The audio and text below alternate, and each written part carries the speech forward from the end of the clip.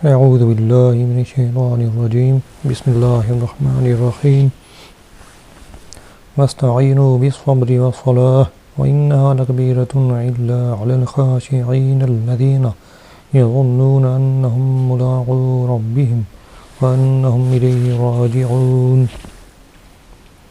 ترجمہ: اور صبر اور نماز سے مدد حاصل کرو، اور بے شک نماز ضرور بھاری ہے مگر ان پر جو دل سے میری طرف جھکتے ہیں، جنہیں یقین ہے کہ انہیں اپنے رب سے ملنا ہے اور انہیں اسی کی طرف لوٹ کر جانا ہے۔ اس آیت کی ایک تفسیر یہ ہے کہ اس سے پہلے آیات میں بنی اسرائیل کو سید المرسلین صلی اللہ علیہ وسلم پر ایمان لانے، ان کی شریعت پر عمل کرنے، سرداری ترک کرنے اور منصب و مال کی محبت دل سے نکال دینے کا حکم دیا گیا، اور اس آیت میں ان سے فرمایا جا رہا ہے کہ اے بنی اسرائیل، اپنے نفس کو لذتوں سے روکنے کے لیے صبر سے مدد چاہو، اور اگر صبر کے ساتھ ساتھ نماز سے بھی مدد حاصل کرو تو سرداری اور منصب و مال کی محبت دل سے نکالنا تمہارے لیے آسان ہو جائے گا۔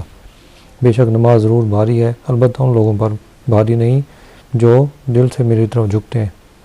دوسری تفسیر یہ ہے کہ اے مسلمانوں، تم رضا الہی کے حصول اور اپنی حاجتوں کی تکمیل میں صبر اور نماز سے مدد چاہو۔ سبحان اللہ، کیا پاکیزہ تعلیم ہے۔ صبر کی وجہ سے قلبی قوت میں اضافہ ہے، اور نماز کی برکت سے اللہ تعالیٰ سے تعلق مضبوط ہوتا ہے، اور یہ دونوں چیزیں پریشانی کو برداشت کرنے اور انہیں دور کرنے میں سب سے بڑی معاون ہے۔ انہا لکبیرۃ الا علی الخاشعین، بے شک نماز ضرور بھاری ہے مگر ان پر جو دل سے میری طرف جھکتے ہیں۔ آیت کے اس حصے اور اس کے بعد والی آیت کا خلاصہ یہ ہے کہ گناہوں اور خواہشات سے بھری ہوئے دلوں پر نماز بہت بوجھل ہوتی ہے، اور عشق و محبت الہی سے لبریز اور خوف خدا سے جھکے ہوئے دلوں پر نماز بوجھ نہیں، بلکہ نماز ان کے لیے لذت، سرور اور روحانی و قلبی معراج کا سبب بنتی ہے۔ اور یہ وہ لوگ ہیں جو اپنے رب سے ملاقات پر یقین رکھتے ہیں اور اس مولا کریم کے دیدار کی تڑپ رکھتے ہیں۔ اس میں بشارت ہے کہ آخرت میں مومنین کو دیدار الہی کی نعمت نصیب ہوگی، نیز اللہ تعالیٰ سے ملاقات اور اس کی طرف رجوع میں ترغیب و ترہیب دونوں ہیں، اور ان دونوں کو پیش نظر رکھنا نماز میں خشوع پیدا ہونے کا ذریعہ ہے۔ گویا نماز میں خشوع و خضوع قائم رکھنے کا حکم بھی دیا اور اس کے حصول کا طریقہ بھی بتا دیا۔ یا بنی اسرائیل اذکروا نعمتی التی انعمت علیکم وانی فضلتکم علی العالمین۔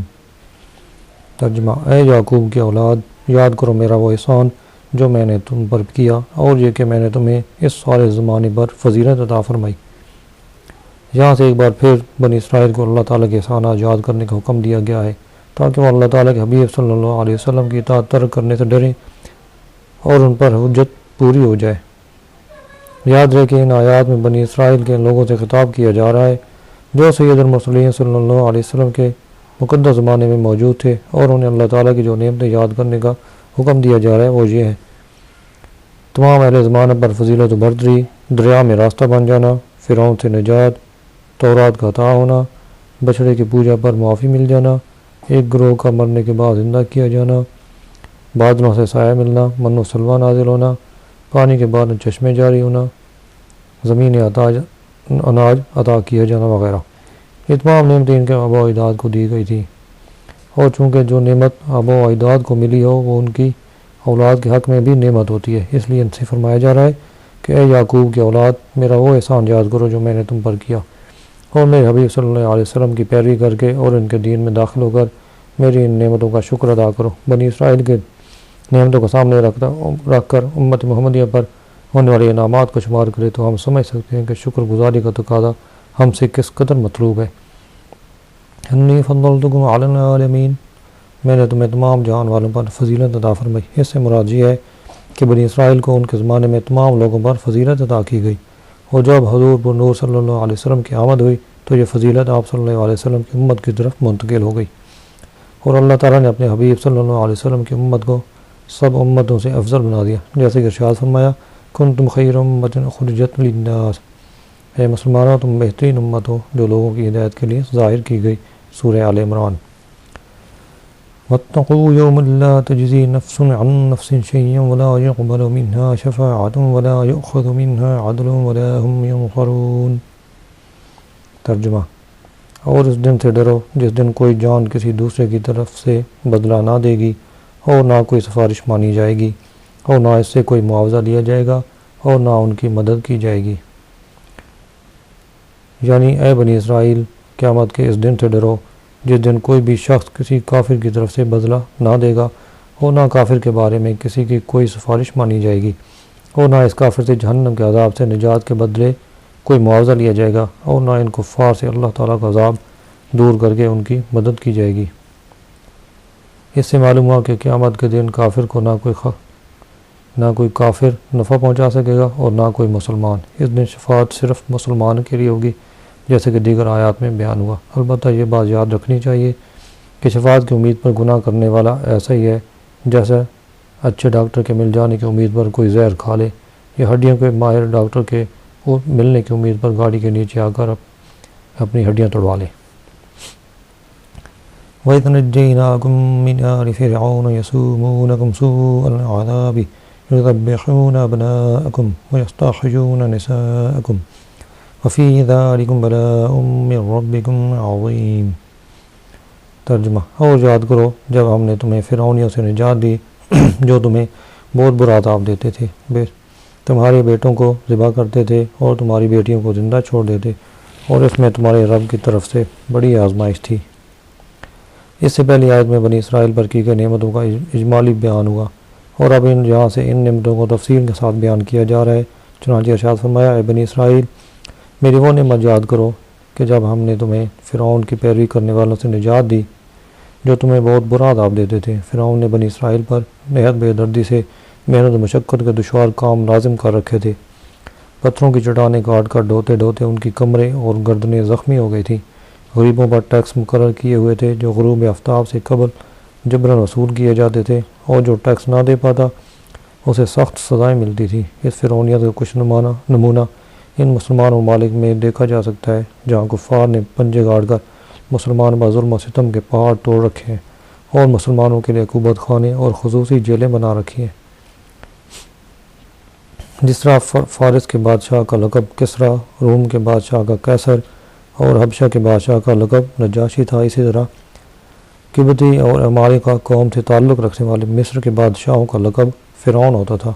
حضرت موسیٰ علیہ السلام کے زمانہ کے فرعون کا نام ولید بن مصعب بن ریان تھا، اور اس آیت میں اسی کا ذکر ہے۔ اس کی عمر 400 سال سے زیادہ ہوئی۔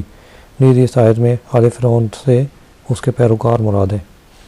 یذبحون ابناءکم، وہ تمہارے بیٹوں کو ذبح کرتے تھے۔ فرعون نے خواب دیکھا کہ بیت المقدس کی طرف سے ایک آگ آئی اور اس نے مصر کو گھیر کر تمام قبطیوں کو جلا ڈالا، جبکہ بنی اسرائیل کو کوئی نقصان نہیں ہوا۔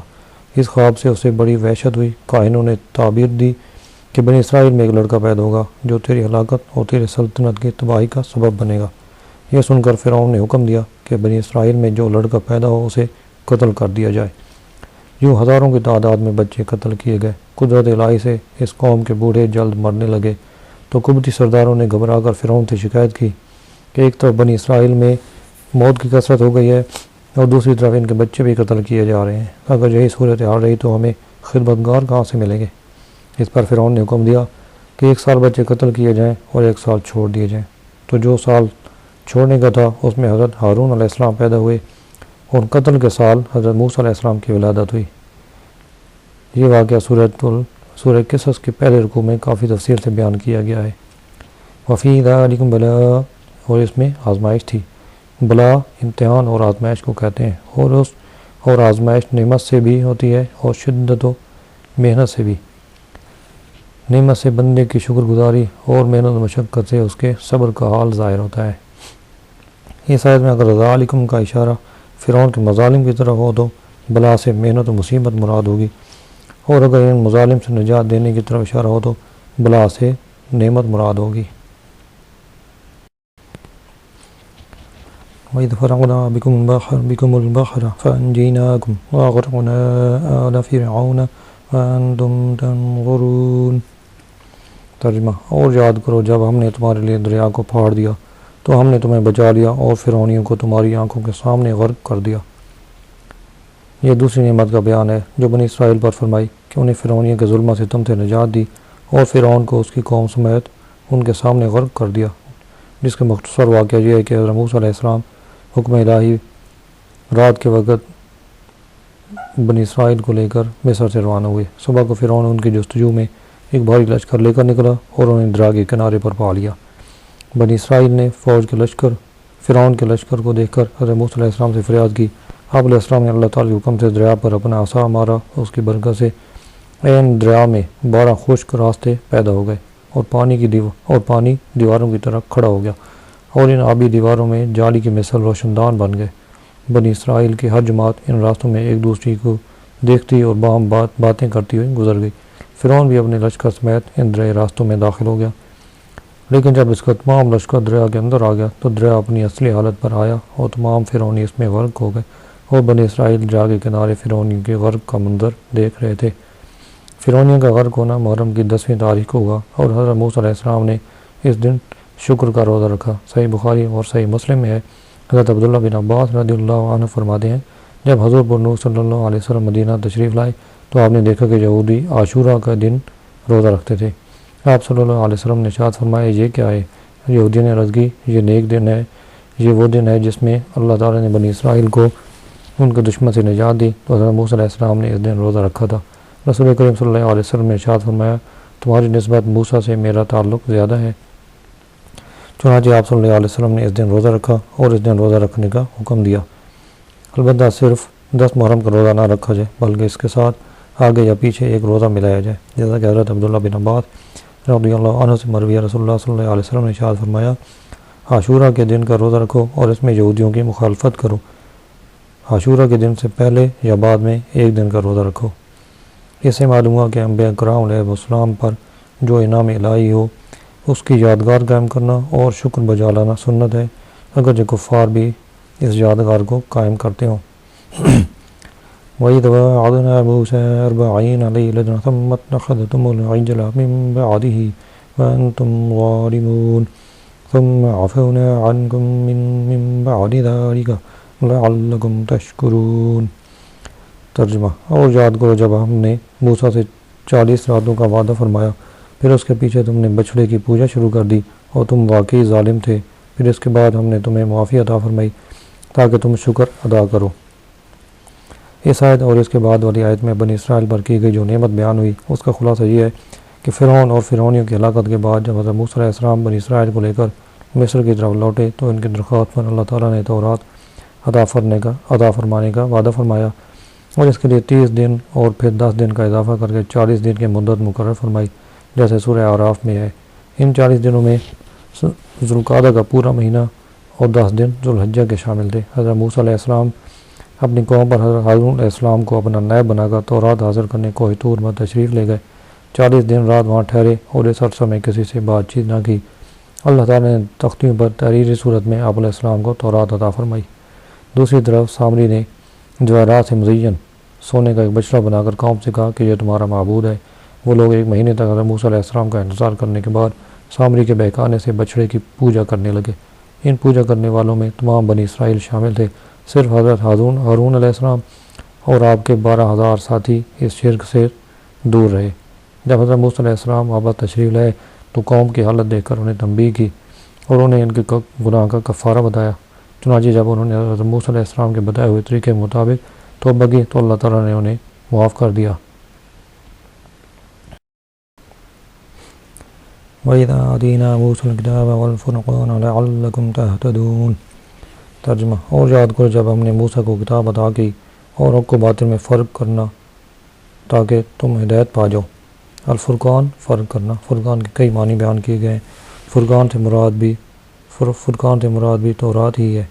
کفر و ایمان میں فرق کرنے والے معجزات جیسے عزا اور جد بیضہ وغیرہ، اور حلال و حرام میں فرق کرنے والی شریعت بھی مراد ہے۔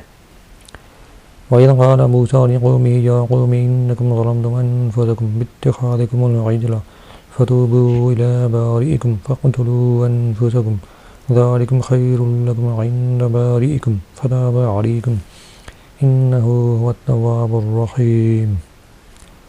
ترجمہ: اور یاد کرو جب موسیٰ نے اپنی قوم سے کہا، اے میری قوم، تم نے بچڑے کو معبود بنا کر اپنی جانب پر ظلم کیا، لہذا آپ اپنے پیدا کرنے والے کی بارگاہ میں توبہ کرو، یوں کہ تم اپنے لوگوں کو قتل کرو، یہ تمہارے پیدا کرنے والے کے نزدیک تمہارے لیے بہتر ہے۔ تو اس نے تمہاری توبہ قبول کی بے شک وہی بہت توبہ قبول کرنے والا مہربان ہے۔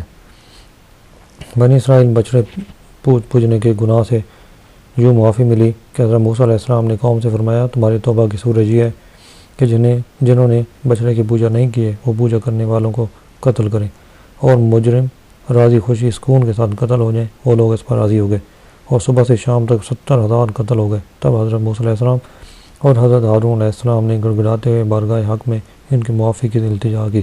اس پر وحی آئی کہ جو قتل ہو چکے وہ شہید ہوئے اور باقی بخش دیے گئے۔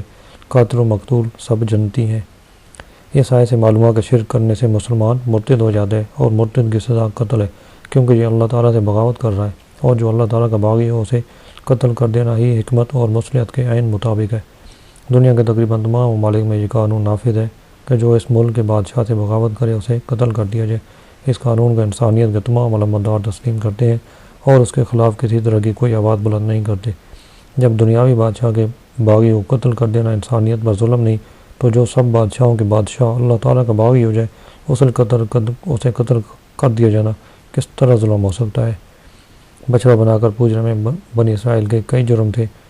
نمبر 1 مجسمہ سازی جو کہ حرام ہے۔ نمبر 2 حضرت ہارون علیہ السلام کے نافرمانی۔ نمبر 3 بچڑے کی پوجا کر کے مشرک ہو جانا۔ یہ ظلم آل فرعون کے مظالم سے بھی زیادہ شدید ہے، کیونکہ یہ افعال ان سے بعد ایمان سرزد ہوئے۔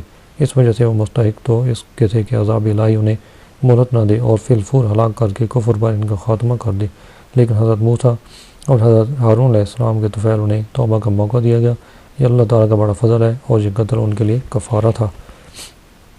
وَإِذْ قُلْتُمْ يَا مُوسَىٰ لَن نُؤْمِنَ لَكَ حَتَّىٰ نَرَى اللَّهَ جَهْرَةً فَأَخَذَتْكُمُ الصَّاعِقَةُ وَأَنْتُمْ تَنظُرُونَ ثُمَّ بَعَثْنَاكُم مِّن بَعْدِ مَوْتِكُمْ لَعَلَّكُمْ تَشْكُرُونَ۔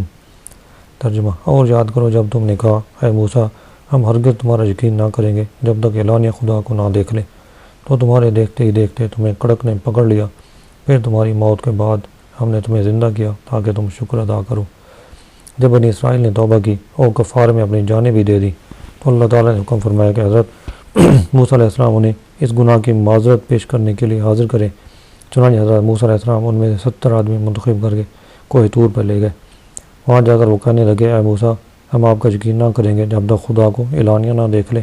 اس پر آسمان سے ایک ہولناک آواز آئی جس کے ہیبت سے وہ سب مر گئے۔ حضرت موسیٰ علیہ السلام نے گڑ گڑا کر بارگاہ الہی میں عرض کی کہ بھائی میں بنی اسرائیل کو کیا جواب دوں گا؟ اس پر اللہ تعالیٰ نے ان 70 افراد کو زندہ فرما دیا۔ اس واقعہ سے شان انبیاء علیہ السلام بھی ظاہر ہوئی کہ حضرت موسیٰ علیہ السلام سے ہم آپ کا یقین نہیں کریں گے کہنے کی شامت میں بنی اسرائیل ہلاک کیے گئے، اور اسی سے حضرت حضور پر نور صلی اللہ علیہ وسلم کے ماننے والوں کو آگاہ کیا جاتا ہے کہ انبیاء اکرام کی جناب میں ترک ادب غضب الہی کا باعث ہوتا ہے، لہذا اس سے ڈرتے رہیں۔ اس آیت سے یہ بھی معلوم ہوا کہ اللہ تعالیٰ اپنے مقبولان بارگاہ کی دعا سے مردے بھی زندہ فرما دیتا ہے۔